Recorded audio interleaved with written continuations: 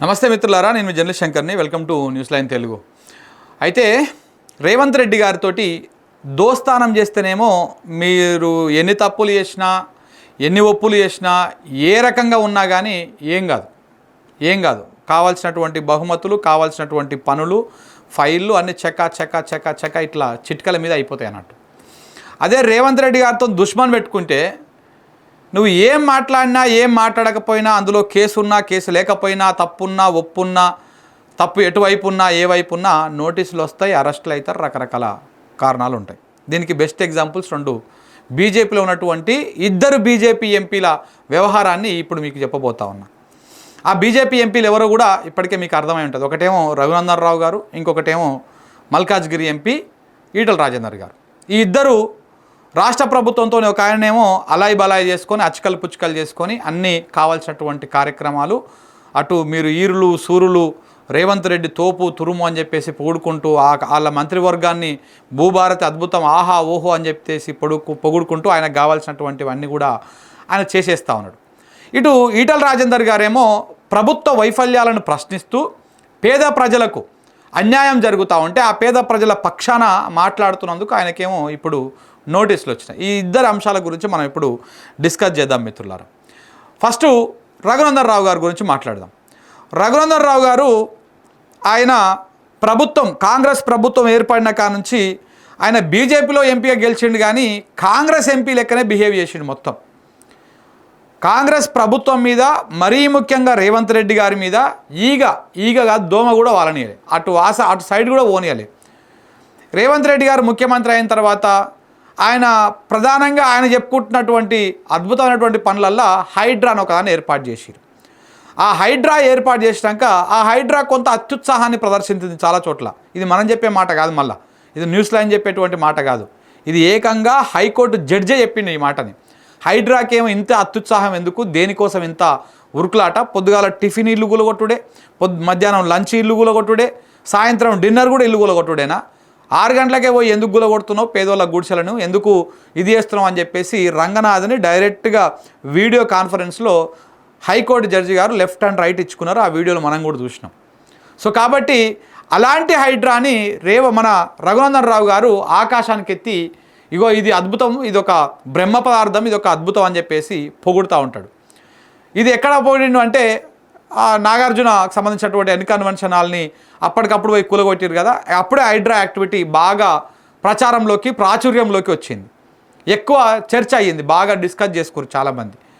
ఇట్లా ప్రతిసారి హైడ్రా విషయంలో వెనక వేసుకుంటూ రావడం, దాంతోపాటు మూసీ నది వ్యవహారంలో వెనకేసుకురావడం, ప్రభుత్వాన్ని ఒక ప్రతిపక్ష పార్టీ ఎంపీగా ఉన్నటువంటి నాయకుడు, దట్టు ఆయనకు వాయిస్ ఉన్నది, ఒక లాయరు, ఒక ఏ విషయానైనా అనర్గళంగా ఆయన చెప్పిందే నిజమని నమ్మించేంత దమ్ము ధైర్యము, ఆ మాటల్లో వాక్చుర్యం ఇవన్నీ ఉన్నటువంటి ఒక నాయకుడు ప్రభుత్వాన్ని విమర్శించకుండా, ప్రభుత్వాన్ని సుత్తిమెత్తగా కోడికతోని కొట్టినట్టు చేసుకుంటా, ప్రభుత్వానికి ఒత్తాసు అలుక్కుంటా ప్రభుత్వం చేసేటువంటి పనులు అద్భుతంగా ఉన్నాయంటేనే అక్కడ అనుమానం వస్తుంది, ఏదో జరుగుతుంది గూడుబుటాని, ఏదో అవుతుంది వ్యవహారం వెనకంగా అని చెప్పేసి. ఇట్లా రేవంత్ రెడ్డి గారి ప్రభుత్వము రైతు బంద్ వేయకపోతే అడగలే, మాట్లాడలే, రైతులకు నీళ్ళు ఇవ్వకపోతే మాట్లాడలే, ఎవరు? రఘునందన్ రావు గారు. రైతులకు కరెంటు ఇవ్వకపోతే మాట్లాడలే, రైతులు ఆత్మహత్యలు చేసుకుంటుంటే మాట్లాడలే, రైతులు పంటలు ఎండిపోయి రోడ్ల మీదకి వచ్చి ఆందోళన చేస్తుంటే వాళ్ళకి సంఘీభావంగా మాట్లాడలే, రైతులు వాళ్ళ పంటను తగలబెట్టుకుంటుంటే మాట్లాడలే, రుణమాఫీ విషయంలో డొలతనం గురించి ప్రశ్నించలే, ఎక్కడ గట్టిగా మాట్లాడలే, ఒకవేళ మాట్లాడినా కానీ తూతూ మంత్రంగా చెప్పినా కదా, కోడికతో కొట్టినట్టుగా, ఏదో నేను తిట్టినట్టు చేస్తాను, నువ్వు ఏడ్చినట్టు చేయానా, నీకు నచ్చినట్టు చేయి నువ్వు అని చెప్పేసి ముందుగానే ఒక ఆయన అనుకొని చేసినట్టుగా ఉంది తప్ప ఎక్కడ కూడా బలంగా కట్లాడాలి. నిరుద్యోగుల పక్షాన ఎక్కడ కూడా పెద్ద బలంగా వాయిస్ వినిపించలే. ఈ అన్నింటికి ఎందుకు వినిపించలేదు అంటే రీసెంట్గా ఒకటి స్కామ్ బయటపడ్డది. ఏం స్కామ్ బయటపడ్డది? ఇదే దుబ్బాక నియోజకవర్గంలో చౌదర్పల్లి అనేటువంటి ఒక విలేజ్లో 176 ఎకరాల అసైన్డ్ ల్యాండ్లని ఈయన కాంగ్రెస్ ప్రభుత్వం వచ్చినాక పట్టా భూములుగా మార్చుకున్నాడు. అది కూడా వేరే వాళ్ళ పేరు మీద కాదు, ఆయన పేరు మీదకి, వాళ్ళ భార్య పేరు మీదకి, ఆయన బిడ్డ పేరు మీదకి, ఇక కొంతమంది అలా బంధువుల పేర్ల మీదకి, ఇట్లా వాళ్ళ పేర్ల మీదకి భూములు మార్చుకున్నాడు. ఏది? అసైన్డ్ భూములను. అసైన్డ్ భూములు బేసిక్గా పేదలకు, భూములైనటువంటి పేద ప్రజలకు ఇస్తారు, అవి బడుగు బలహీన వర్గాలకు ఇస్తారు. ఆ భూములని అమ్మొద్దు, కొనొద్దు, కొనుగోలు చేస్తే అది నేరం. కానీ ఒక ఎంపీగా ఉండి ఆ భూముల కోసం ఫైట్ చేస్తున్నట్టు, ధర్నాలు చేస్తున్నట్టు ఇవన్నీ చేసి ఆయన ఆ 176 ఎకరాల భూములని హాంపాటు చేసేసిండు, మంచిగా మింగేసి పట్టా భూముల కింద రాసేసుకున్నాడు మొత్తం. ఎవరైనా అడిగితే ఇది బాజాబ్తా నేను కొనుగోలు చేసినా, నా పైసలు పెట్టి కొనుగోలు చేసినా, కష్టం చేసి రూపాయి కూడబెట్టుకొని చెమట ఓడ్చి నేను 176 ఎకరాల భూమి కొనుగోలు చేసిన అని చెప్పేసి చాలామందికి ఫస్ట్లో చెప్పిండు బుకాయించి. ఎప్పుడైతే ఈ వ్యవహారాన్ని మొత్తం బయటపెట్టేటువంటి ఆ న్యాయవాది గారు మొత్తము భాగవతం అంతా తీసుకొచ్చి ఆ పట్టాలు, అవి అసైన్డ్ భూములుగా ఎప్పుడు మారినా, ఎట్టెట్ట ఉన్నా, ఏంది కథ, ఇవన్నీ తీసుకొచ్చి బయట పెట్టేసరికి నోరు మూసుకున్నాడు. ఇప్పటిదాకా దాని మీద ఎక్కడ మాట్లాడతలేరు. ప్రభుత్వం కూడా ఆ 176 ఎకరాలకు సంబంధించినటువంటి వ్యవహారంలో సీరియస్గా యాక్షన్ తీసుకుంటలేదు. ఏదో స్థానికంగా ఒక కమిటీ ఏదో ఇచ్చినట్టున్నారు. ఆ కమిటీ ఏం చేస్తుంది, ఏం కాదని చెప్పేసి మా అమ్మ అనిపించేసి ఓ 1-2 నెలలు కాలయాపన చేసి విషయం అంతా ప్రజలు, media, social media, main stream media అందరూ మర్చిపోయిన తర్వాత ఏం కాదని చెప్పేసి క్లీన్ చిట్ ఇచ్చేస్తుంది. ఈయన అది అక్కడ, ఇది ఇక్కడ, రేవంత్ రెడ్డి గారు ఆయనకు కావాల్సినటువంటి ఆయనకు వస్తుంది, ఈయనకు కావాల్సినటువంటిది ఈయనకు వస్తుంది. సో ఇట్లా రేవంత్ రెడ్డి ప్రభుత్వాన్ని, రేవంత్ రెడ్డిని ఆయన మీద ఈగ వాలకుండా కాపాడుతున్నాడు. కాబట్టి ఎక్కడ కూడా ప్రభుత్వ వైఫల్యాలను ప్రశ్నించకుండా ప్రభుత్వానికి ఒక షీల్డ్ కవర్ లెక్క ప్రొటెక్షన్తో ఉన్నాడు. కాబట్టి ఆయనకు అట్లా 176 ఎకరాల భూములని అప్పనంగా కట్టబెట్టింది రాష్ట్ర ప్రభుత్వం, రేవంత్ రెడ్డి గారి సర్కార్. మళ్ళీ ఇప్పుడు సేమ్ యాస్టేజ్గా అదే పార్టీకి సంబంధించినటువంటి ఇప్పుడు ఈయన రఘునందన్ రావు గారు BJP MP, same BJP MP Malkajgiri BJP MP Etela Rajender గారు. ఈయన ఏం చేసిండు, ఈయన పేద ప్రజల పక్షాన ఆయన ఫైట్ చేసిండు.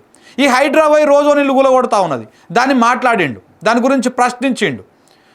ఇదేం దిక్కుమాలిన వ్యవహారము, నీ హైడ్రా ఇళ్ళను ఊలగొట్టమని ఒకరోజు స్టేట్మెంట్ ఇస్తుంది, మా తెల్లారు పోయి ఎంఆర్ఓ పోయేమో, రెవెన్యూ శాఖ పోయేమో నోటీసులు ఇస్తారు, మీరు పోయేమో ఏం దందా చేస్తున్నారా, బ్లాక్ దందా చేస్తున్నారా, ఇదేం దిక్కుమాలిన వ్యవహారము, ఇదేంటిది అని చెప్పేసి ఆయన దాని మీద గట్టిగా మాట్లాడి. అంతకుముందు మూసీ నది మీద గట్టిగా మాట్లాడిండు. 1,00,000 కోట్లు పెట్టి ఏడికి ఎట్లా చేస్తావు నువ్వు అని చెప్పేసి బలంగా వాదన వినిపించిండు.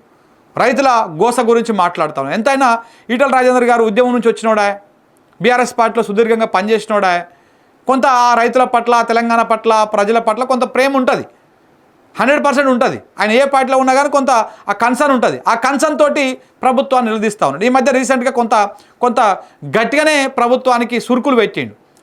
ఈ మధ్య ముఖ్యమంత్రిని రేవంత్ రెడ్డిని నువ్వు షాడిస్టు లెక్క బిహేవ్ చేస్తున్నావు, నువ్వు సైకో లెక్క బిహేవ్ చేస్తున్నావు, పేద ప్రజల రక్తాన్ని ఇట్లా పీల్చుకొని తాగుతావా, నువ్వు నీ హైడ్రా కలిసి అని చెప్పేసి గట్టిగా ఆయన ఒక వారం 10 రోజుల నుంచి గట్టిగా వేస్తూ ఉన్నాడు. దాంతో వెంటనే ఇప్పుడు నోటీసులు రానే వచ్చాయి. నోటీసులు ఏమొచ్చినాయి, ఇప్పుడు కాళేశ్వరం వ్యవహారంలో ఈయనకు నోటీసులు వచ్చినాయి. అంటే ఇక్కడ దోస్తానం చేసి ఇక్కడ ప్రభుత్వాన్ని, రేవంత్ రెడ్డి ప్రభుత్వాన్ని ఒక షీల్డ్ లెక్క కాపలా కాసుకుంటూ వస్తున్నటువంటి రఘునందన్ రావు గారికేమో 176 ఎకరాల అసైన్డ్ భూములను పట్టా చేసి మంచి అద్భుతంగా లాభం చేసి పెట్టింది. దాని మీద ఎలాంటి అది కాకట్లేదు. ఈ ప్రజల పక్షాన మాట్లాడి, ప్రజల కోసం మాట్లాడి ప్రభుత్వాన్ని నిలదీస్తున్నటువంటి ఈటల రాజేందర్ గారికేమో కాళేశ్వరం కమిషన్ వ్యవహారంలో దాంట్లో ఆయనకు నోటీసులు ఇచ్చి ఆయన్ను కొంత ఇరుకున పెట్టేటువంటి ప్రయత్నం చేస్తారు. ఇట్లా రేవంత్ రెడ్డి గారితో దోస్తానం చేస్తే ఇట్లా లాభం అవుతుంది, దుష్మని పెట్టుకుంటే ఇట్లా అవుతుంది. అందులో ఆయన తప్పు ఉందా, ఒప్పు ఉందా, ఇవన్నీ సెకండరీ. ముందైతే బదనాం చేస్తాడు కదా, ముందు కావాల్సినంత బదనాం చేస్తారు. ఇప్పుడు రేవంత్ రెడ్డి మొదటి నుంచి చేసేది అదే. ముందు ఇప్పుడు ఫోన్ ట్యాపింగ్ కేసులా గదే జరిగింది, ఏం ఆధారం లేదు, కావాల్సినంత బదనాం చేసిర్రు. ఇగో హీరోయిన్ల ఫోన్లు విన్నారంట, హీరోల ఫోన్లు విన్నారంట, పెన్ల మొగన్ల ఫోన్లు విన్నారంట, నా ఫోన్ విన్నారంట, మా యామ ఫోన్ విన్నారంట అని చెప్పేసి ఇట్లా పేపర్లల్లో యాడ్లు, పేపర్లలో వార్తలు, టీవీలలో పెద్ద పెద్ద డిస్కషన్లు, ఇట్లాంటివన్నీ జరిగినాయి. దానికి దేనికి కూడా సరైనటువంటి ఆధారము, సరైనటువంటిది ఏది కూడా ఇటు ప్రభుత్వం దగ్గర లేదు, విచారణాధికారి దగ్గర లేదు, ఏది లేదు. చివరికి కోర్టు దగ్గరకు పోయి తెల్లముఖం వేసారు. ఇదే వ్యవహారంలో, కార్ల రేస్ వ్యవహారంలో, ఈ ఫార్ములా ఈ రేస్ వ్యవహారంలో కూడా సేమ్ ఇట్లనే పుంకాలుగా వార్తలు వచ్చినాయి. ఉట్టినే బదనాం చేసిరు, వదిలేసిరు, కేసు అని చెప్పేసి బదనాం చేసి అట్లా పలచన చేసేటువంటి వ్యవహారం. సో ఇట్లా చాలా వ్యవహారాల్లో ఇప్పుడు సేమ్ కాళేశ్వరం వ్యవహారంలో కూడా కేసీఆర్ ఏం తప్పు చేసిండో, లేకపోతే హరీష్ రావు ఏం తప్పు చేసిండో, ఈటల ఏం తప్పు చేసిండో వీళ్ళ దగ్గర ఏ ఆధారం లేదు. కానీ నోటీసులు ఇచ్చేసి ఒక బర్బాద్ చేయాలి, వాళ్ళని బదనాం చేయాలి. సో అట్లా ఈటల రాజేందర్ని బదనాం చేస్తున్నందుకు, మరి దేనికి ప్రశ్నిస్తున్నందుకు మాత్రం నోటీసులు ఇచ్చినందుకు మాత్రం ఇక్కడ క్లారిటీగా అర్థమైంది. ఆయన కూడా స్పందిస్తూ ఘాటుగానే స్పందించండి. గీలకు భయపడతాం మనం, పెద్ద రాకాసులకే భయపడలే గీలకేం భయపడతాం మనం అని చెప్పేసి ఆయన కూడా కొంత గట్టిగానే స్పందించాడు. ఇక్కడ మనం మొత్తంగా చెప్పుకోవాల్సింది ఏంది, రేవంత్ రెడ్డి గారితో మంచిగా ఉంటే ఆయనకు కావాల్సినట్టుగా చేసి పెడితే ఇంకో ఇట్లా 176 ఎకరాలు అమాంతం వచ్చేస్తాయి రఘునందన్ రావు గారికి వచ్చినట్టు. ఇట్లా దుష్మని ఇట్లా ప్రజల కోసం మాట్లాడితే ఇట్లా కేసులు అవుతాయి, ఇట్లా కమిషన్లు నోటీసులు ఇస్తాయి, రేపనాడు ఇబ్బందులకు గురి చేస్తారనమాట. ఇది రేవంత్ రెడ్డి గారి రాజకీయం.